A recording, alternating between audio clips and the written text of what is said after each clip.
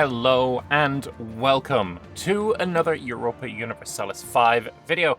Now, if you can hear in the background, we now have something a little bit different as the backing track to these videos that I make, because the full OST, the original soundtrack for EU5, has finally been released, and well, I've been listening to it since I had the game a couple of months ago. I love playing it while I'm playing D&D, for example. And it is really cool. I really enjoy it. But there's more to it than just the OST, right? In EU4, of course, we have a wonderfully long soundtrack with many different songs, or tracks, I should say. And they're just that. They're tracks. They're individual song files. You can very easily, as a modder, make your own, plug that in, and you've got another song to add. EU5's music system works very differently, and while we do have this OST that I'm currently playing,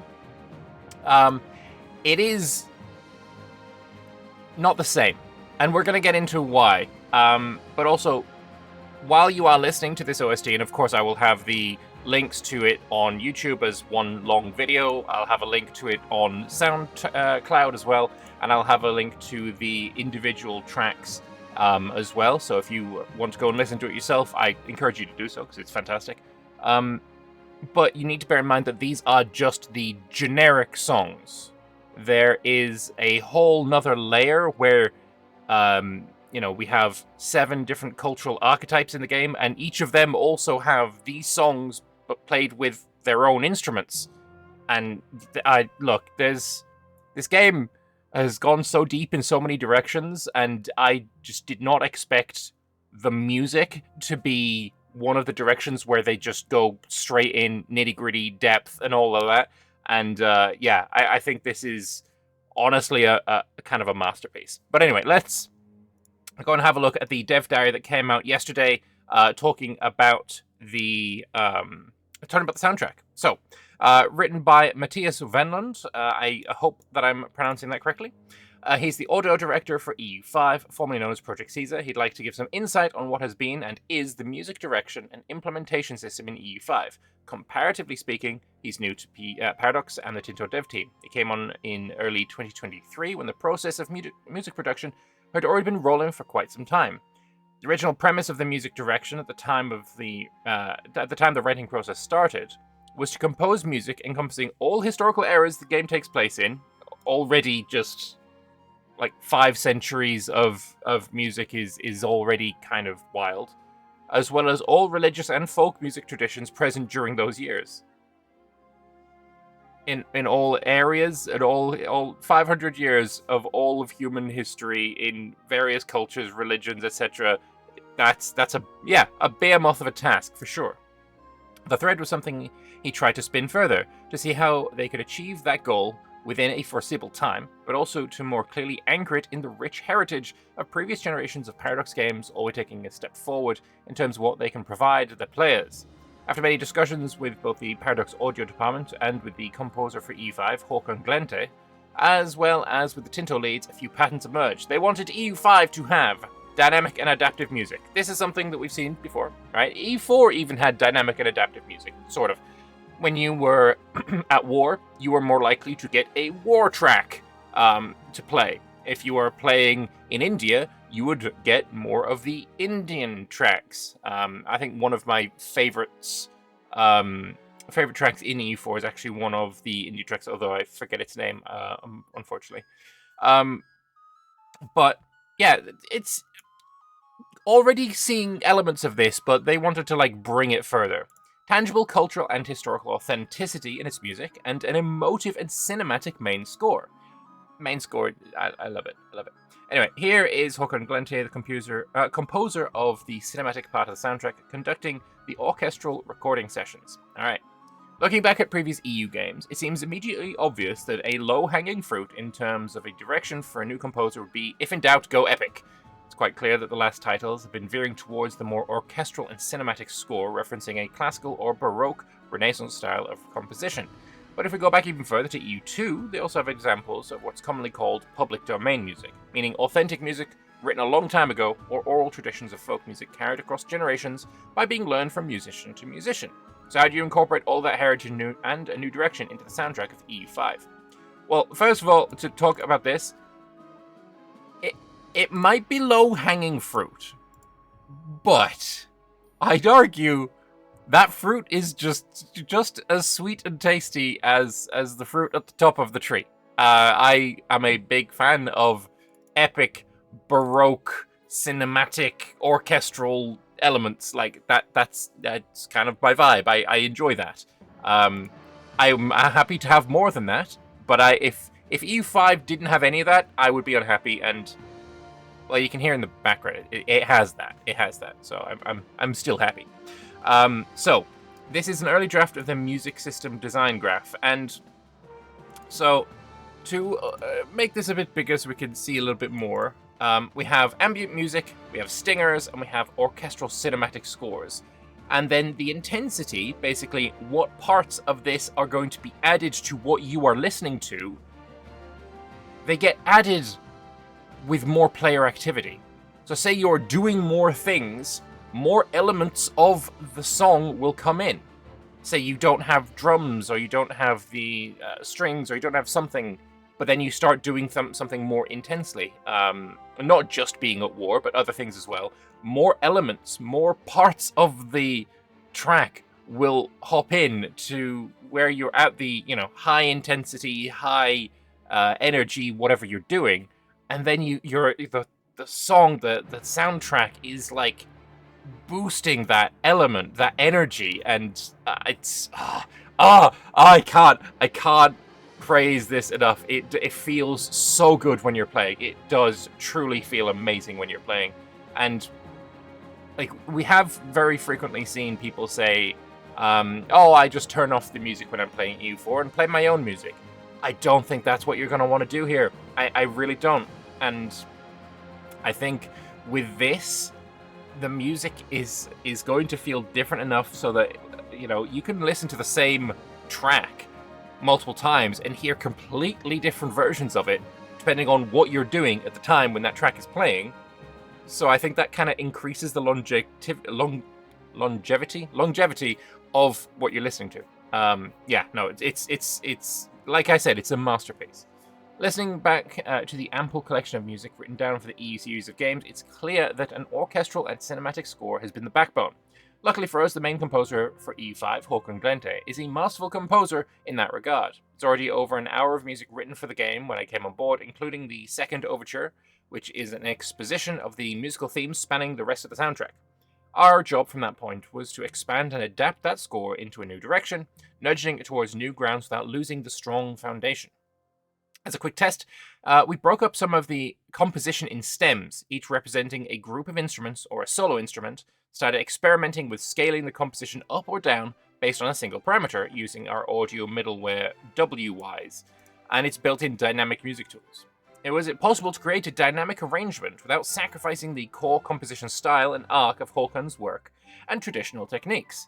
The experiment proved successful, and they decided to keep working in that direction, continuously updating the dynamic arrangements as bare-bones demos turned into digital symphony orchestras that are then eventually turned into real-life recordings of instruments. Awesome. I kind of want to listen to what the digital versions sound like, because they're often so different while being so the same as real-life recordings and such. But yeah, essentially, having a bare bones kind of, this is the song, but then breaking it up into parts that you can then dynamically arrange depending on a parameter. Brass section of Norrköping's Symphony Orchestra did parts of the cinematic soundtrack. It would have been cool to be in that room. I hope there is a video at some point where they show off a video of this is them recording the soundtrack, because we saw that for CK3, and I think we saw that as well for Vic 3, and they were really interesting videos, and I love them. But yeah, the benefit of using tools in WWise was that we can adapt single stems playing intensity during using filters and volume, but also set up transition rules for exactly when they were allowed to come in or go out.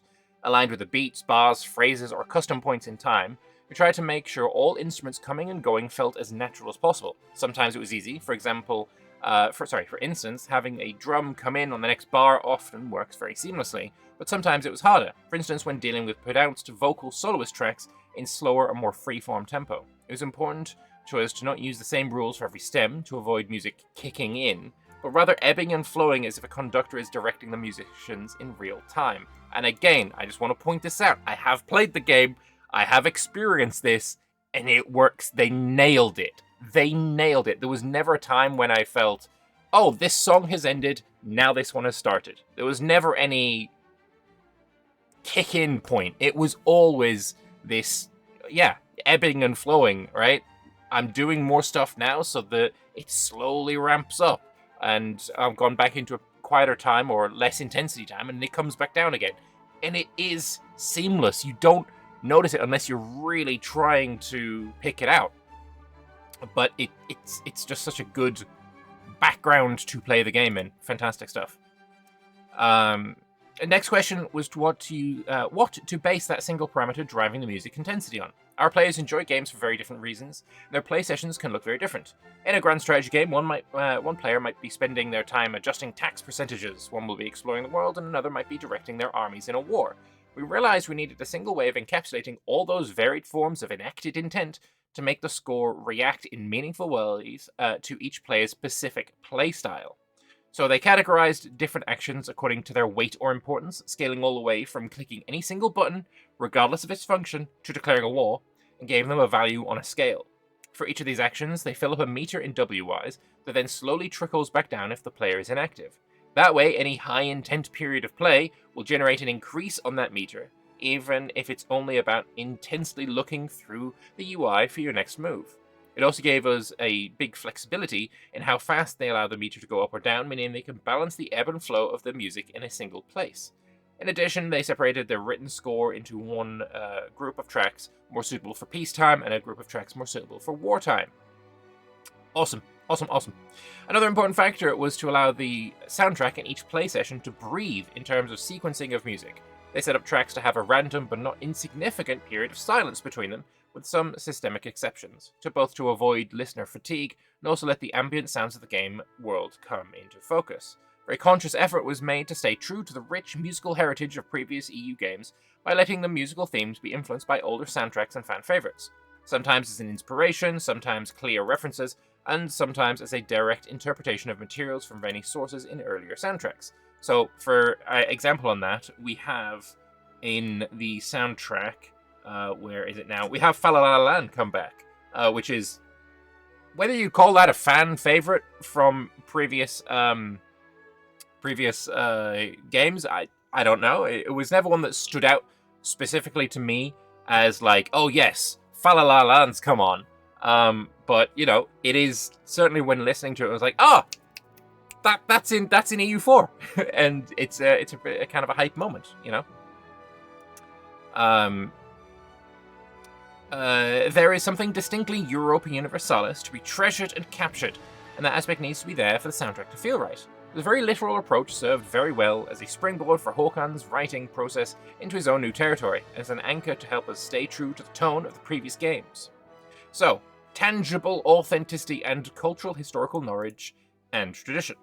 After determining that we needed an orchestral cinematic score in a classical vein, our next conundrum was how to incorporate a strong historical authenticity into the soundtrack of the game. If you remember, the original intent was to capture all cultures and religions, spanning the eras and geographical regions we play in the game. One way to tackle this could have been to task a composer with writing in a great many styles, trying to include all these aspects somehow. When discussing this, they quickly realized that any single person cannot possibly be an expert in such a wide variety of styles and traditions. They also concluded that our collective net of contacts, we knew of many instrumentalists who specialize in very specific eras and styles, and have a deep understanding and very grounded repertoire within those traditions. It dawned on them that this was a synergy to be had there, with both getting help from people much more knowledgeable than us with their tradition, and sourcing an actual authentic pieces of music formed in a style that was present in that place and time. They couldn't think of a way to have a more authentic representation of any art represented in our games than that, to have the music sound as it would to a person at that place and that time in history. We have here Ferris Chariston playing a kanun, which is an instrument I've never heard of. Traditional Middle Eastern instrument, plucked and strummed with a distinct, resonating, characteristic sound. And thankfully, they also have a video behind the music of EU5 composing the Greta score, which actually shows this exact instrument.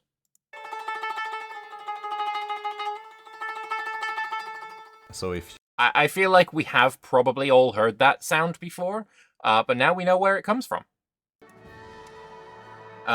We reached out to partners we knew would be able to expand on our own contacts, specifically into regions of the world where we, for geographical reasons, have less knowledge and acquaintances. We wanted to find, where possible, performers currently active within a certain culture's musical tradition and performance. Secondly, when not possible because of a lack of written records or long-gone civilizations, performers who could present the most plausible representation of what historical evidence suggests could be what music sounded like. It goes without saying that we also look for performers and musicians masterful in their respective crafts. Additionally, where applicable, our contacts consulted ethnomusicologists, which is certainly a word. I mean, obviously it is, but it's not one I'd heard before. And musical historians to validate our processes and source material. So they did their homework. They straight up did their homework. They also have here Ying Ying playing a Chinese pipa, a plucked string instrument traditionally performed in a very evocative, literal style. And here from that same video is an example of that.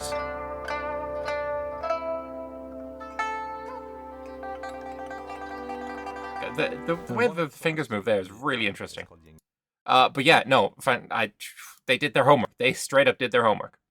The stylistic knowledge from each musician was not only for their performance within their cultural repertoire, but also for interpreting themes from the main cinematic score of the game. That way, we wanted to create a strong cohesiveness and connection between the different parts of the soundtrack. Musical themes and motifs written for the main score often had intervals and rhythms that carry well across cultures and instruments, to the benefit of soloist interpretation across many different instruments. It's very fascinating listening to the similarities in musicality across history and the world, in that certain rhythms and tonal patterns seem more inherent to us as humans and the physical reality of the sound. This serves our purposes very well in that regard, in that case.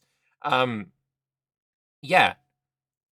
Being able to have, say, the pipa or the kanun play the main cinematic score of the game, like, I don't think we've heard that. I mean, there's very little about it yet, but I didn't play as, say, China. I didn't play as, say, the Mamluks, or I generally played in and around Europe. So I didn't hear these, and I'm kind of kicking myself now. I want to hear the music score, the main cinematic music of the game. I want to hear it in multiple different soundtracks. I mean, it's, musical instruments. I want to hear that. That sounds really cool. But hopefully we'll get examples of that at some point. That would be really, really cool. We also have Martin Östergren playing the Fresta church organ, originally built in 1698. This is something that we were told when we were in Sitges, being told about how the music works and, the intensity ramping up and blah, blah, blah. We were told as well that they actually went and found a church organ to play the music on, to record the music on, that was built, 1698. They forgot the name of the church when we were being told this in Sitges. But this is something that we had been told, and it's fantastic that they managed to get that. So we have an accurate period instrument being used to play the music of the game. It's trying to, replicate that history. I quite like music. Have you noticed I quite like... Anyway.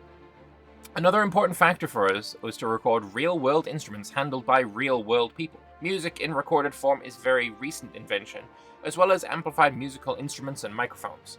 Music historically has typically been performed by a person right in front of you, in the same room as you. We wanted to capture that very tangible physical aspect of the music, by also recording our musicians handling their instruments, picking them up, tuning them, muting the strings after a performance, adjusting the setup of the instrument, and so on. We weave these actions in between their recorded tracks during the play session in a way that those actions would happen if one was attending a performance of that instrument in real life.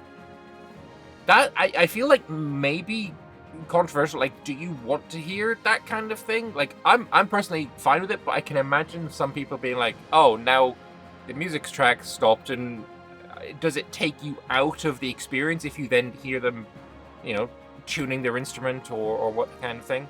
I don't know. Let me know what your thoughts are on that one in the comment section below.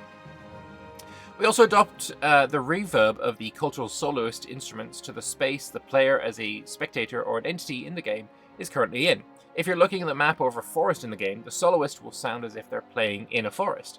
If you're interacting with a menu with an illustration of a church interior, the music will sound as if they're there with you in that space. For this purpose, we recorded instruments as neutrally and dry as possible, and then situate them in context live during gameplay using convolution reverb in our audio middleware. That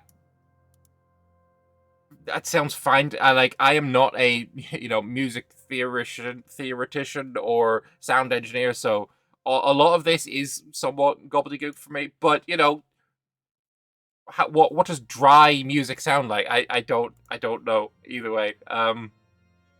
Anyway, convolution reverb is a technique using impulse response recordings from real life spaces as a resonating room for digital audio, lending it well to games and interactive media. Okay. So here we have microphone set up in a Fresta church. I don't think this is the one that they recorded it. Is that just like recording the bass level audio or the impulse response recordings from real life spaces? Is that what this is? I don't... Sure. Anyway, they recorded 7 different cultural musical archetypes, roughly corresponding to Europe, Africa, Middle East, India, East Asia, North America, and South America. They opted to drill deep instead of wide, picking a single defined culture as opposed to trying to capture a broader geographical area in order to hone in on the specific style represented. And I guess, if that is, choosing a single country within those archetypes, then I guess fair enough. But it would be nice to know what countries, where did they drill deep in these areas? Which one got chosen, for example? So, tying it all together. How then should the music system allow the cultural music to come in and out? First of all, each culture's music is tied to the country each player chooses for their play session. Makes sense. Secondly, they wanted a reasonable mix of soloist tracks and main cinematic score, so the player doesn't get stuck hearing only one part of the soundtrack. They set up another meter, simply counting the time a player has been listening to cultural tracks, and set a threshold after which the music system will kick back into the cinematic score. Soloist tracks will exit at their earliest musical convenience, typically on ending the next phrase or in the next break in the music. The cinematic score will then come in, the intensity level corresponding to the current intensity meter level, the player action-driven meter, if you remember. In addition, soloist tracks will go from sounding somewhere out of focus a bit further away to right in front of me as the player intensity goes up, and eventually shift over to the cinematic track if player activity is high enough. So the cinematic score will typically play during more intentful or player action-driven game segments, or if it hasn't played for a while, and cultural soloists will be heard during the more low-intensity segments of gameplay. We tried scaling cinematic score pieces down to as few instruments as possible, or even singular instruments, during the lowest intensities to better align them in expression with the cultural soloists. Of course, some cinematic tracks are themselves soloist tracks, and by definition those are harder to scale or cannot be scaled at all in a meaningful way. Every decision made as to how the music should behave dynamically has to take into account the nature and structure of each piece of music, so no 2 cinematic tracks will react exactly to the same player input. Okay, awesome. Music in EU5 has been the biggest focus of the Paradox audio team working with the game, as well as the composer Håkan Glente, all the soloists, orchestras, music producers, ethnomusicologists, and music historians involved in its creation. Very proud of the result. Hope our players will enjoy experiencing this phase in the music history of Paradox games. You're welcome. I thoroughly enjoyed reading that, and I very much want to learn more. Of course, I want to hear more. Of course, I'm listening to the soundtrack in the background. Pain of Salvation is probably one of my favorites, actually. But as well, we have the behind the music of EU5. You should definitely watch this. It's fantastic. But there's obviously more that we can learn about. There are a couple of comments from the developers as well. We're going to get some samples of the non-orchestral, more cultural-specific music as well. Because they're variations, they're not technically part of the base OST, which is what you're listening to. It'd still be cool to show them off, so hopefully, but nothing concrete. Again, I feel like just record yourself playing in one of these areas, and like the dev diary itself said that the more cultural sounds will come through in low intensity areas. So you could just like, tag on to the Sultanate of Delhi and then just not press anything until it comes on and record that and then share that. That might be cool. That might be cool. And here, obviously, another comment. The OST that was shown is the one will be in the game at release. Although he's avoiding the use of the term exact because there are also cultural variations of the base themes determined on who you're playing. So I don't know if that means all of these songs that you see here will have versions of them with cultural themes in there or not. I don't know. It would be bloody cool if that was the case, but I don't know. Like, is there a Chinese version of Pain is Salvation? I don't know. But anyway, that is enough for this video, though I will put forth one more thing. And that is how I would like to know how mods will work with this. Because it's kind of difficult to really... It's kind of difficult to see how that is going to come in. One of my favorite modders for EU4 is a guy called Runite Drill, or Utopia. And he's done the music for basically all of your favorite mods. He's done all the Anbana music, he's done it for Post Finum, he's done it for Antebellum, Third Odyssey. He's done a lot of music. And I am curious, and I am wondering how music is going to work when it comes to modding. Are the modders going to be able to just make a track and put that track into the game? Or are the modders going to have to break up their track into various instruments and such and put these breaks in and, conform to the intensity scaling meter that EU5 has?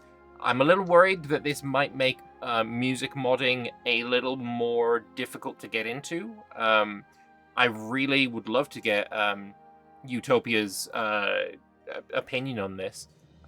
So hopefully he has some thoughts on that. But anyway, thank you all very much for watching. I hope you guys have enjoyed this video. I thoroughly enjoyed this dev diary. I encourage you to go read it for yourself. Watch the video behind the music for EU5 and listen to the soundtrack and let me know in the comments, what is your favorite track of the soundtrack? That's my question. I'm curious to know it. And yeah, I will see you guys in the next video, which might come out today, in fact, because I was a day late on this one, and we have another dev diary coming out in like a few hours from when I'm recording this. So might be today, might be tomorrow. I'm not sure, but I will see you then for it anyway. Bye-bye. Oh yeah, subscribe to the channel as well. Why not?